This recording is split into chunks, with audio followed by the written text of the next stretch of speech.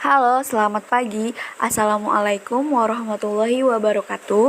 Kembali lagi bersama Ibu Ika Piriska Sari Lutfia dalam pembelajaran Bahasa Indonesia. Pertemuan lalu, kita telah membahas mengenai pengertian dan ciri-ciri teks laporan hasil observasi. Kali ini, kita akan membahas mengenai struktur dan ciri kebahasan teks laporan hasil observasi.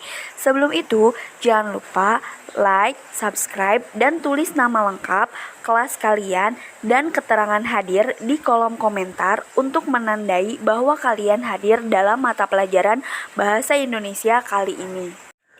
Struktur teks adalah bagian sebuah teks yang mencirikan suatu teks atau hubungan antara unsur-unsur yang membentuk teks sebagai kesatuan yang utuh, atau bisa juga cara sesuatu disusun atau dibangun atau rangka karangan yang isinya memperlihatkan susunan dan hubungan setiap hal yang akan menjadi tema atau pembahasan karangan. Struktur teks laporan hasil observasi diantaranya ada pernyataan umum, ada deskripsi bagian, deskripsi manfaat, dan yang terakhir ada penutup. Pernyataan umum atau definisi umum atau gambaran umum berisi pembuka atau informasi secara umum hal yang akan disampaikan. Bagian ini berisi hal umum tentang objek yang akan dikaji, menjelaskan secara garis besar tentang objek tersebut. Deskripsi bagian berisi isi, rincian, pembahasan, dan penjelasan secara rinci mengenai objek yang diobservasi. Deskripsi manfaat berisi fungsi atau manfaat setiap objek yang diamati dalam kehidupan sehari-hari. Struktur yang terakhir dalam teks laporan hasil observasi adalah penutup, yaitu berisi ringkasan umum atau rangkuman dari hal yang telah dilaporkan. Untuk menulis teks laporan hasil observasi, tentunya ada beberapa hal yang harus diperhatikan. Hal-hal tersebut tercantum di dalam kaidah kebahasaan teks laporan hasil observasi. Ada 4 kaidah kebahasaan dalam teks laporan hasil observasi, diantaranya nomina dan verba, afiksasi, kalimat definisi dan deskripsi, kalimat simpleks, dan kalimat kompleks. Nomina adalah kata benda, yakni kata yang menunjukkan suatu benda, baik yang bersifat abstrak atau tidak dapat disentuh langsung maupun konkret yang bisa disentuh secara langsung. Contohnya rumah, sekolah sebagai kata benda konkret dan awan, angin sebagai kata benda abstrak. Sedangkan verba adalah kata kerja, yakni kata yang menunjukkan kegiatan yang sedang dilakukan. Jenis kata ini umumnya menjadi predikat dalam suatu frasa atau kalimat. Kata kerja biasanya menggunakan imbuhan menasal, me atau meng, atau menggunakan preposisi di. Jenis kata kerja ada banyak, di antaranya yang perlu diketahui adalah kata kerja aktif dan kata kerja pasif. Kata kerja aktif adalah jenis kata kerja yang subjeknya berperan atau memiliki posisi sebagai pelaku, biasanya menggunakan imbuhan me, meng, ber. Sedangkan kata kerja pasif adalah jenis kata kerja yang subjeknya berperan atau memiliki posisi sebagai korban atau pihak yang dikenai pekerjaan dari kata tersebut. Kata kerja pasif menggunakan preposisi di. Afiksasi adalah kata berimbuhan. Maksudnya adalah sebuah kata dasar yang sudah mendapatkan imbuhan, baik di awal kata atau prefiks, contohnya menari, di tengah kata atau infiks, contohnya gemetar, berasal dari kata dasar getar, di akhir kata atau sufiks, contohnya tanaman, dan lain-lain. Satu kata yang mengalami afiksasi bisa saja berubah jenis. Sebagai contoh, kata dasar menjadi verba jika diberi imbuhan me, ber, di, bahkan terkadang ter atau ke, an. Kata dasar menjadi nomina jika diberi imbuhan pen, per, an atau terkadang ke an. Berikut adalah contoh afiksasi yang mengalami perubahan jenis.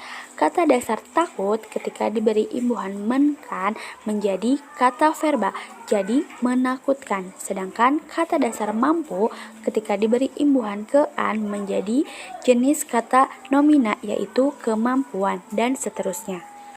Kaidah kebahasaan yang ketiga yaitu kalimat definisi dan kalimat deskripsi. Kalimat definisi adalah kalimat yang memberikan penjelasan atau batasan dari arti sebuah istilah, atau kalimat yang bersifat memberikan keterangan atau penjelasan atas suatu objek secara umum. Sedangkan kalimat deskripsi adalah kalimat yang menjabarkan karakteristik objek yang bersangkutan secara spesifik, melibatkan tangkapan panca indera seperti warna, bau, tekstur, suara, dan sebagainya.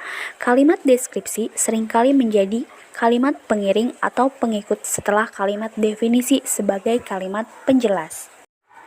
Berikut adalah contoh kalimat definisi dan kalimat deskripsi. Kalimat definisi menggunakan verba definitif, misalnya menggunakan kata merupakan, kata adalah, kata yaitu, dan seterusnya. Sedangkan kalimat deskripsi menggunakan verba deskriptif, yaitu yang menjelaskan objek secara detail. Unsur kebahasan selanjutnya dalam teks laporan hasil observasi ada kalimat simpleks dan kalimat kompleks. Kalimat simpleks adalah sebuah kalimat yang terdiri atas satu klausa atau struktur predikat. Kalimat simpleks disebut juga dengan kalimat tunggal. Struktur kalimat atau unsur kalimat adalah bagian-bagian yang menyusun sebuah kalimat dalam bahasa Indonesia.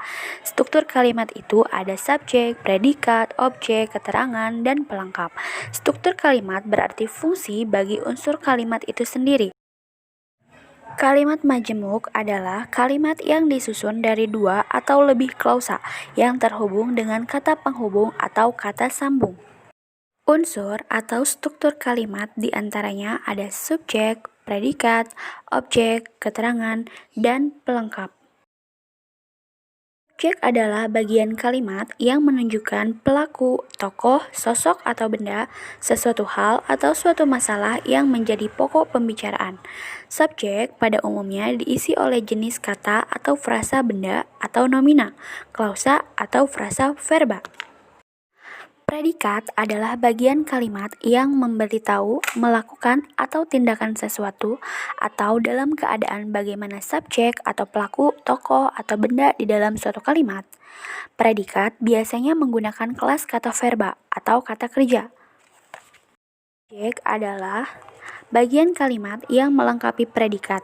Objek pada umumnya diisi oleh nomina atau kata benda, frasa nominal atau klausa.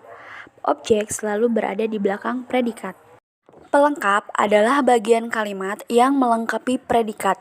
Biasanya terletak di belakang predikat yang berupa verba. Keterangan adalah bagian kalimat yang menjelaskan bagian kalimat yang lain. Unsur keterangan dapat menerangkan subjek, predikat, objek, dan pelengkap. Keterangan memiliki posisi mana suka. Artinya, posisi keterangan dapat berada di awal, di tengah, atau di akhir kalimat. Pengisi keterangan adalah frasa nominal, frasa preposisional, adverbia, atau klausa. Selanjutnya adalah contoh kalimat simpleks dan contoh kalimat kompleks. Di dalam kalimat simpleks hanya memiliki satu klausa. Contohnya, Taman Nasional Baluran merupakan perwakilan ekosistem hutan spesifik kering di Pulau Jawa. Sedangkan dalam kalimat kompleks setara memiliki dua atau lebih klausa. Sehingga dalam kalimat kompleks terdapat konjungsi klausa satu dengan yang lainnya. Contohnya, kedua manfaat tersebut berada pada satu ruang dan waktu yang sama. Di dalam kalimat tersebut terdapat konjungsi dan yang menghubungkan antara klausa satu dengan klausa yang lainnya. Itu tadi adalah kebahasaan dari teks laporan hasil observasi. Yang pertama ada nomina dan verba afiksasi, kalimat definisi dan deskripsi, kalimat simpleks dan kalimat kompleks. Selanjutnya kita perhatikan contoh teks laporan hasil observasi. Pada paragraf pertama tersebut merupakan struktur pernyataan umum karena terdapat definisi dan menjelaskan Taman Nasional Baluran secara umum. Sedangkan pada paragraf kedua merupakan deskripsi bagian yang menjelaskan berbagai jenis tumbuhan yang ada di Taman Baluran Nasional. Pada paragraf ketiga merupakan deskripsi manfaat menjelaskan mengenai manfaat dari Taman Nasional Baluran tersebut. Cukup sekian materi, struktur dan ciri kebahasan teks laporan hasil observasi pada pertemuan kali ini. Terima kasih sudah menyimak. Silakan catat di buku bahasa Indonesia kalian dan jangan lupa tuliskan nama kelas di kolom komentar untuk mengetahui kalian hadir dalam materi kali ini.